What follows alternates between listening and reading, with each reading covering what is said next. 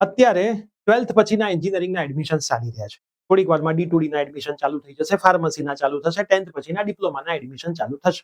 આ દરેક એડમિશન આપણે આપણી ચેનલ ઉપર જ્યારે સમજાવતા હોઈએ ત્યારે વિદ્યાર્થીઓના મેસેજ આવતા હોય, પેરેન્ટ્સના મેસેજ આવતા હોય કે સર, જે લોકોના 90+ છે એમને ગુજરાતની ટોપ 10 કોલેજમાં એડમિશન મળી જાય, પણ જેમના 90 નથી, 85 છે, 80 છે, એમને તો ટોપ 10 માં નહીં મળે. કાં તો જેના 60 છે, 30,000 મેરિટ રેન્ક છે, 35,000 છે, અને લોકો વાત કરી રહ્યા છે ટોપ 10 કોલેજ સિવાય પ્લેસમેન્ટ નથી થતું હતું, તો અમારા છોકરાઓનું શું? અને એઝ અ સ્ટુડન્ટ્સને પણ ઘણીવાર સવાલ થાય કે સર, તો અમારા ભવિષ્યનું શું?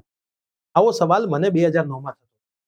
આજનો આ વિડીયો મેં એવા 10 થી 15% લોકો માટે નથી બનાવ્યો કે જેને સારી કોલેજમાં એડમિશન મળી જ જવાનું છે, એમને મનગમતી બ્રાન્ચમાં એડમિશન મળી જ જવાનું છે, કેમ કે એમના 12થમાં સારા માર્ક્સ છે. આજે હું વાત કરવા આવ્યો છું એવા 85% સ્ટુડન્ટ્સની કે જેમને એમની મનગમતી કોલેજમાં કોઈ ના કોઈ માર્ક્સના રીઝનના લીધે નથી મળવાનું, અથવા તો એમને બહુ નોર્મલ કોલેજમાં એડમિશન લેવું પડશે. ને જે લોકો અત્યારે કદાચ અંદરથી ચિંતામાં છે કે મારા એડમિશન થયા પછી મારા પ્લેસમેન્ટનું શું, મોસ્ટ પ્રોબેબલી બોયસને મેં જોયા છે અંદરથી ટેન્શનમાં હોય, પણ બહાર આખી દુનિયાને એવું જ બતાવતા હોય કે મને કોઈ ચિંતા નથી.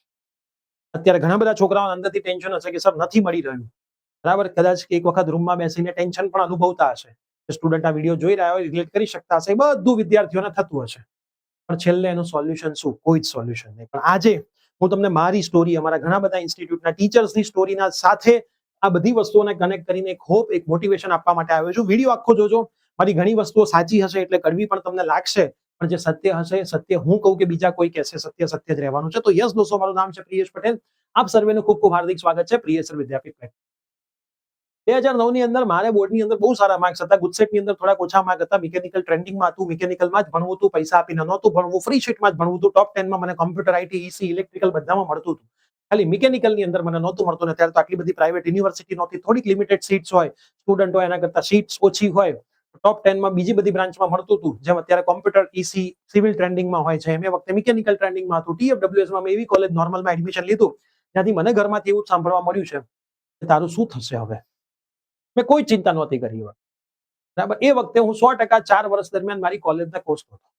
પણ 4 વર્ષ પછી જયારે મારા ક્લાસીસ ને બધું મેં 2010 માં સ્ટાર્ટ કર્યું, 2009 અને 2010 ની અંદર ઘરની પરિસ્થિતિ એવી હતી કે મારે પૈસા અર્ન કરવા પડે એવા જ હતા. કોલેજની સાથે એવું તો મારે કંઈક કામ કરવું જ પડે કે જ્યાંથી પૈસા અર્ન થાય ને મારા ઘરની સિચ્યુએશન પરફેક્ટ રીતે ચાલે.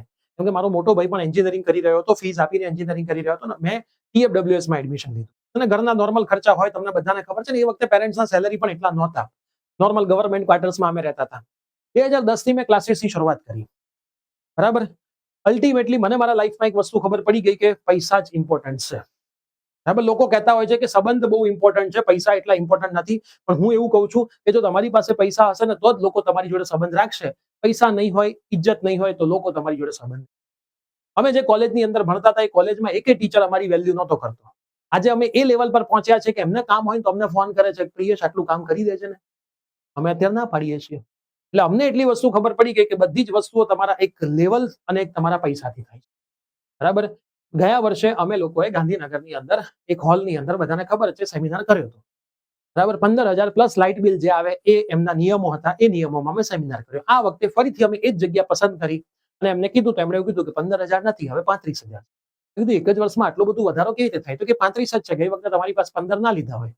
ગઈ વર્ષની પહોંચ અમારી પાસે પડી રહી હતી, અમે એમને પહોંચ બતાવી. એમણે એવું કીધું કે એક કામ કરો, તમે એક અરજી લખીને આપો, અમારી બોર્ડ ઓફ મીટિંગમાં મીટિંગ થશે, પછી અમે વિચારીશું. મેં કીધું સાહેબ, ફ્રી સેમિનાર છે, વિદ્યાર્થીઓ માટે કરી રહ્યા છે, તમારા જ સમાજના અમારા મેમ્બર્સ છે, અમારી ટીમની અંદર પટેલો સૌથી વધારે છે, અને મારા જે વાઇફ છે એમના દાદાએ તો એમાં ફંડિંગ કરેલું છે મંદિર બનાવતી વખતે, અને એમનું નામ ત્યાં છે.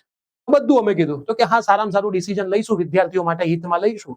ડિસિઝન એવું આવ્યું કે તમને 35,000 માં જ હોલ મળશે, નહીં મળે. એ દિવસે અમારી ટીમે વિચાર કર્યો કે સાહેબ, આવું આપણો આ સંબંધ ક્યાં કામ આવે છે, બરાબર. સંબંધ વખતે સમાજ ઉભો નથી રહેતો, તો બીજા લોકો તો શું ઉભા રહે છે. મેં કીધું વાત તો 100% સાચી છે.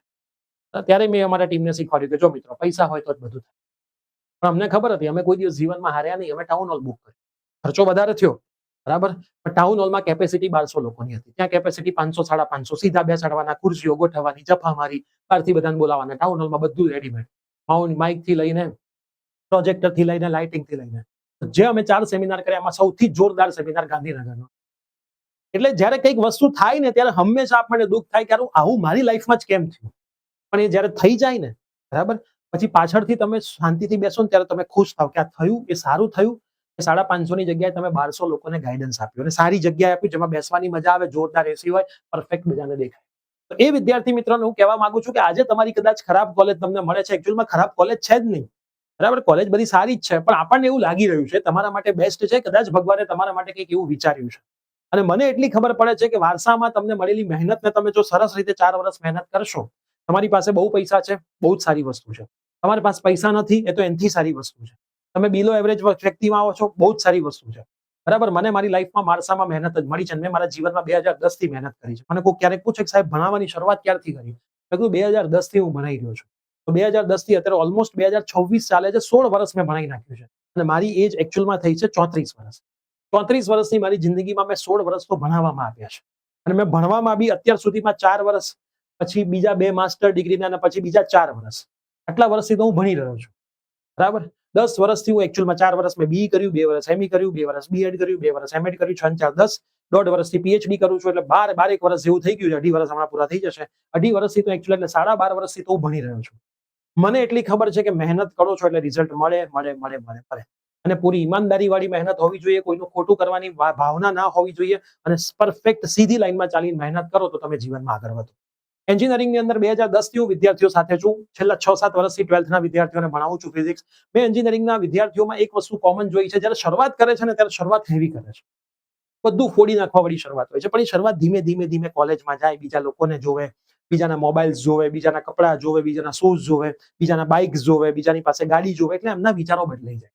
અને પછી એ ઘરે જઈને ખોટી જીદ કરવાની ચાલુ કરે છે. આ જીદ એમને ત્યાંથી હેરાન કરવાનું અને ત્યાંથી એમને મારવાની શરૂઆત કરે છે. પછી એક્ઝામની આગલી રાતે તૈયારી કરતો વિદ્યાર્થી થઈ જાય છે, 6 મહિના કંઈ ના કર્યું હોય. સાહેબ એવું કંઈક આઈએમપી આપી દો કે એક દિવસમાં હું આ એક્ઝામને ફોડી નાખું, આમ કરી નાખું, તેમ કરી નાખું. પણ છેલ્લા એક દિવસમાં કશું જ થતું હોતું નથી. આ 100% નહીં, 110% સાચી વાત. તો જે પણ વિદ્યાર્થીઓને ટોપ 10 કોલેજમાં કદાચ એડમિશન નથી મળ્યું, નોર્મલ કોલેજમાં એડમિશન મળ્યું છે, તમારું ભવિષ્ય 100% બહુ સારું બનશે. કદાચ તમને ટોપ 10 કોલેજમાં બની ગયું હોત ને, તો તમને એટલી ચિંતા ના હોત તમારા ભવિષ્યની. પણ તમને નોર્મલ કોલેજમાં મળ્યું છે ને, તમને ચિંતા છે કે ભાઈ કોલેજ મને પ્લેસમેન્ટ નહીં અપાવે, તો મારે પ્લેસમેન્ટ તો ક્યાંકથી લેવું પડશે. અને પ્લેસમેન્ટ લેવા માટે તમારે આજથી શરૂઆત કરવી.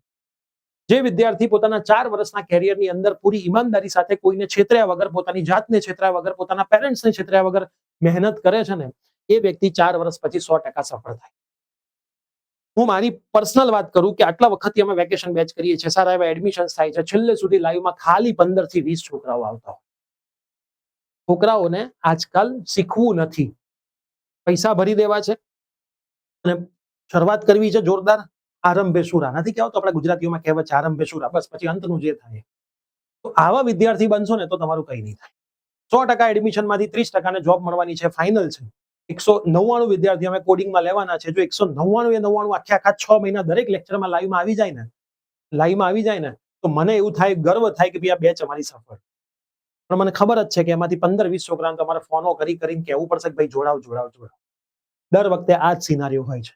જ્યાં સુધી વિદ્યાર્થી એમને પેરેન્ટ્સે ખર્ચેલા પૈસાનું મહત્વ નહીં સમજે, ત્યાં સુધી વિદ્યાર્થીઓ તમે ભૂલી જાઓ કે તમને સારી જોબ મળશે, તમને સારું પ્લેસમેન્ટ મળશે, નહીં થાય. એટલે વિદ્યાર્થીઓએ જ પોતાના પેરેન્ટ્સના પૈસાનું મહત્વ સમજવું પડશે. વિદ્યાર્થીઓએ જ પોતાના પેરેન્ટ્સે કરેલી મહેનતનું મહત્વ સમજવું પડશે. વિદ્યાર્થીઓએ જ પેરેન્ટ્સ આટલા બધા રૂપિયા જે તમારી માટે ખર્ચી રહ્યા છે એનું મહત્વ સમજવું પડશે. આ બધું જ વિદ્યાર્થીઓએ જ કરવું પડશે. અને મેં તો એવી લાઈફ જોઈ છે કે જે લાઈફની અંદર ચાલુ વરસાદમાં 50-50 કિલોમીટર બાઇક ચલાવીને હું ગયો હોય એક જગ્યાએ ક્લાસ લેવા માટે, અને ત્યાંથી હું મારા જીવનની અંદર 1 વર્ષ નડિયાદ છે ક્લાસ લેવા જતો હતો. ત્યાં મારી બેચ બની હતી. આવા દિવસો મેં જોયેલા છે. બરાબર, પર્સનલ ટ્યુશન્સ કરેલા છે, ગ્રુપ ટ્યુશન્સ કરેલા છે. નોર્મલ ક્યાંકથી 500 રૂપિયા મળતા હોય કોઈ બીજી ઇન્સ્ટિટ્યૂટમાંથી, 500 માટે એક વિદ્યાર્થીને 2 મહિના ભણાવવા હું ગયેલો છું. ઘણીવાર મને લોકો પૂછતા હોય છે કે સાહેબ લોકો તમને પાડી દેશે તો તમે શું કરશો? આટલા બધામાંથી ઘણા બધા લોકો તમને પાડવાના પ્રયત્નો કરતા હોય, ત્યારે હું એક જ જવાબ આપું છું કે જિંદગીની અંદર એટલી બધી વાર અમે પડી ગયા છીએ ને, હવે પડીશું ને તો ખબર જ છે કેવી રીતે ઊભું થવાનું. આ તો એટલા નીચેથી ઉપર આવ્યા છીએ ને, હવે એવું ચિંતા જ નથી કોક શું કરી લેશે.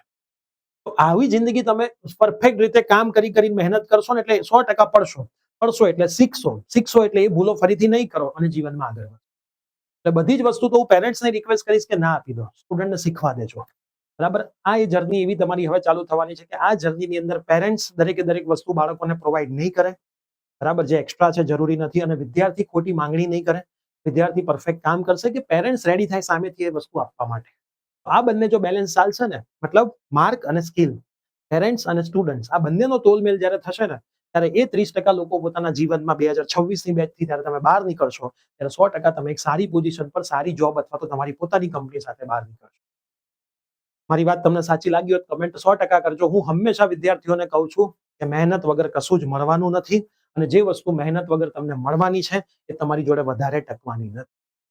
બરાબર? કન્સિસ્ટન્સી દરેકે દરેક વસ્તુ માટે જરૂરી છે અને કન્સિસ્ટન્સી વાળી મહેનત જ તમને જીવનમાં આગળ લઈ જાય. કાચબાની જેમ ધીમી ગતિથી રેગ્યુલર ચાલશો તો 100% એક દિવસ સફળ થશો. સસલાવાળી ચાલથી શોર્ટ ટાઈમમાં સફળ થઈ જશો અને બીજાને લાઈનો નાની કરીને બીજાને ખોટા ચિતરીને તમે કંઈ સાચું સાબિત નહીં કરી. આ જીવનમાં ખાસ યાદ રાખો. પીએસએલ વિદ્યાપીઠ પ્લેટફોર્મે 12th ની અંદર પણ તમને ખબર હશે કે જ્યારે બધી તકલીફો થતી હતી ત્યારે અમે એ જ કીધું હતું કે ભાઈ બધા જ લોકો બેસ્ટ છે અને આ જ સ્લોગન સાથે તમારા જીવનમાં આગળ વધવા. બરાબર? લોકો તમારું ગમે તેટલું ષડયંત્ર કરે, ગમે તેટલા કાવતરા કરે આ બીઈની અંદર, તમારે ક્યારેય કોઈને જવાબ આપવાનો થતો નથી.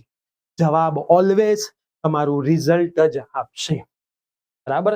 બધી જ જગ્યાએ જવાબ આપવા તમે બંધાયેલા નથી. અત્યારે કોઈ તમને એમ કહેતું હોય કે તાર તો ખરાબ કોલેજ મળી છે, બોલવા દો, અને ખરાબ બ્રાન્ચ મળી છે, તે ભૂલ કરી છે, બોલવા દો, તે આખું 12મું તૈયારી ના કરી, આમ કર્યું, બોલવા દો. 4 વર્ષ પછી તમારું સ્ટેટસ એ લોકોને દેખાશે અને લોકોને એમના જવાબો મળી જશે.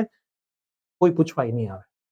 અત્યારે મારા જોડે ઘણા બધા ભણતા હતા, મારા ફેમિલી મેમ્બર્સમાંથી મને કહેતા હતા આમ ના લેવાય, આ કોલેજમાં ના જવાય, ટ્યુશન ક્લાસીસ ચાલુ ના કરે. અત્યારે એ લોકો ખાલી અને ખાલી મારા સ્ટેટસ જોઈ રહ્યા છે. બરાબર? એટલે હું તમને કહીશ કે જવાબ આપવાનો થતો નથી. કામ કરો, કામ ઓટોમેટિક તમારો જવાબ લોકો સુધી પહોંચાડશે. બસ હવે આટલું મારે કહેવું છે, આનાથી વધારે હું નહીં કહું. તો જે પણ વિદ્યાર્થીને જે પણ કોલેજમાં એડમિશન મળી રહ્યું છે એ કોલેજને બેસ્ટ માનો. પ્રિપેરેશન જાતે જ કરવાની છે, કોલેજ ગમે તે હોય. સેલ્ફ પ્રિપેરેશન કરતા થઈ જશો તો જીવનમાં આગળ વધતા થઈ જશો. જાતે શીખશો તો જલ્દી આગળ જશો અને ક્યાંય અટકશો. વાત સાચી હતી, ખોટી હતી, શું એડ ઓન કરવા જેવું છે, કમેન્ટ 100% કરજો. અને આ બધા જ કેસમાં એક વસ્તુ તો હું હંમેશા કહીશ, સોશિયલ મીડિયા અને મોબાઈલનો બની શકે એટલો ઓછો ઉપયોગ કરજો અને જેટલો ઉપયોગ કરો છો એ તમારા પ્રોગ્રેસ માટે કરજો. ગેમિંગ માટે, મૂવીઝ જોવા માટે, મેચ જોવા માટે, ટાઈમપાસ કરવા માટે, ચેટ કરવા માટે મોબાઈલનો ઉપયોગ બંધ કરી દેશો તો જીવનમાં આગળ વધશો.